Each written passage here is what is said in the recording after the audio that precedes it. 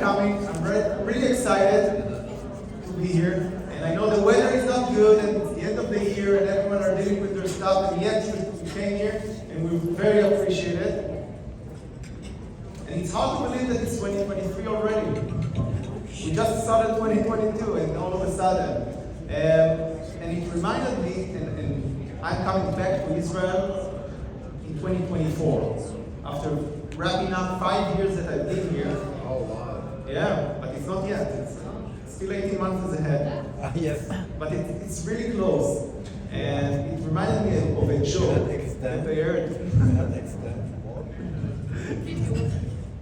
And in this joke, there are 3 gentlemen, senior ones, that are speaking with each other, and they're telling themselves, what do you want that people will say when you will pass away? What do you want to say on your grave? How they will describe you? So the first comes and he's saying, I want to be described as I was very good, and I was a good person, and I volunteered a lot, and I did a good deeds as much as I could. The other, they are saying nothing to him, and they say very nice. The other one is coming, I want to be remembered as a good husband, a good family man that took care of his family, yada yada yada. And the third one is coming and saying, when I will pass away and I will lie in my coffin, I want someone to say, oh my God, he moves!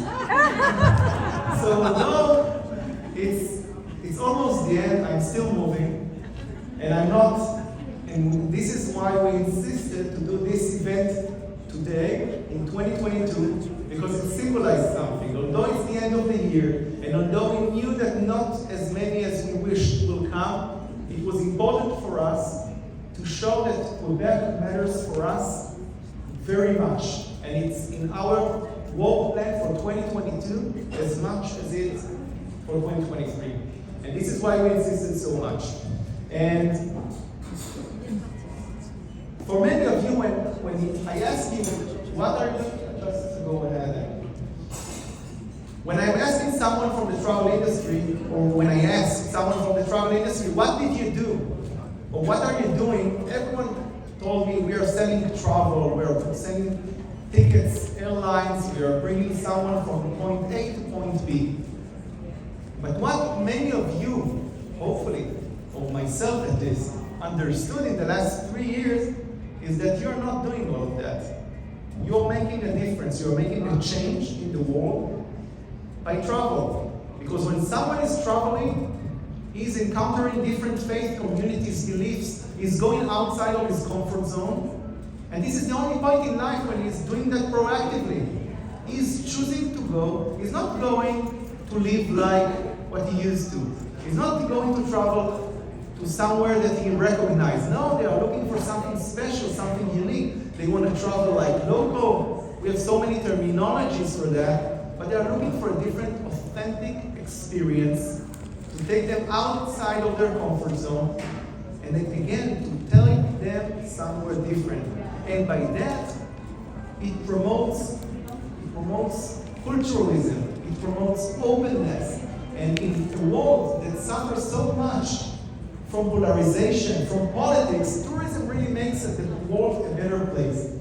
And this is why I think it was so crucial to start traveling again in 2022. Because what happened in the last 2 years is horrible. When people didn't travel, they consumed all of their media via media outlets, one or the other. They didn't encounter different spaces.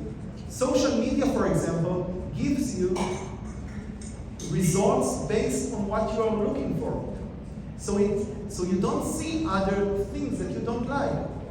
And by that, we are in a big trouble. So when people are going to Israel, for example, and they see some other things, it opens their minds, and it brings tolerance, and it brings peace, and it brings prosperity in so much deeper meaning. This is why travel matters so much. And why Israel matters? I think that Israel really holds the opportunity to take travel to the next level. Israel is not another destination. For any one of you here in the stage, there is some connection to Israel. can be a little one or a emotional one, but you have a connection. I said before that, in the first meeting that we had, that to go to Israel, you will face something like a deja vu. Like you've been here before, even if it's your first time. When you step in Israel, you feel like it's not the first time for you. Because you read about it, you saw that, your parents told you or your grandparents told you, or the Bible, everything. And this is what makes Israel so unique. But it's not the only thing, because in the last couple of years, we heard about Israel in different versions as well, as the startup nation. Israel is leading in technologies. 9 out of 10 technology companies in the world have their research and development centers in Israel. And for a reason, because when you live in a country so tiny as Israel, in a tough neighborhood such as Israel, there are people that needs to be creative, innovative in how to find solutions to what you do. And this is what makes difference also in travel and tourism. Because when you will go to a point in Israel, it holds a story that no one other can share. And when you go to the Negev Desert, which is the safest desert in the world, where you can drink water from the tap, just like you're in Tel Aviv or in Toronto, which is a very different experience, because when you go to other deserts or other places in the world, it's not that common sense to drink from the tap. But the Negev Desert holds a unique opportunity to really to connect to yourself. We embraced the outdoor, the active travel in the last 3 years because we want to be better connected to ourselves. Israel gives you this opportunity. It's not only Tel Aviv and Jerusalem. It's not only the faith motivation. It's a much bigger one. In Latin, we say carpe diem, live the moment. Israel gives you the opportunity to live the moment more than anywhere in the world. Now, for many of you, your clients will tell you, yes, we have Israel in our bucket list. Yeah, bucket list, this is our double-edged sword. When someone is telling you that, yes, I have a place in the bucket list, or I have something that I will do, it's in my bucket list, usually they won't do that. You know, that's life. Because sometimes we promise to ourselves something that we'll do in the times of sorrow, but when things are going back to normal, we say, okay, next time. And Israel is not a bucket list destination. Israel is the next destination, period. Because we don't know what will come after. And we saw that the first one who came to Israel post-pandemic, this year, starting of April, they came and they felt uplifting. They felt empowered when they landed in Israel to see, to walk again, even if you are not faith-related, to walk in the old cities of Jerusalem. It gives you something. It makes your heart tick a little different. When you are eating the spices in Tel Aviv, in one of the food markets, the spices taste differently. Because again, something is different. When I'm trying to, if I ask any one of you to explain what love is, it's an abstract word. We can't exactly explain what love is. In many ways, this is Israel. We can't explain exactly what makes it so special, but it's something in between. It's the vibe. It's the combination. It's the sum of the parts that is bigger than the whole. And this is what makes Israel so unique.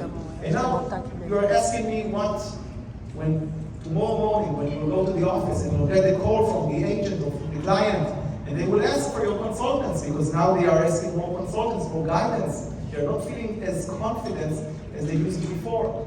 I remind you that in 2019 and 2020, when I just arrived to Canada, the industry were panicking.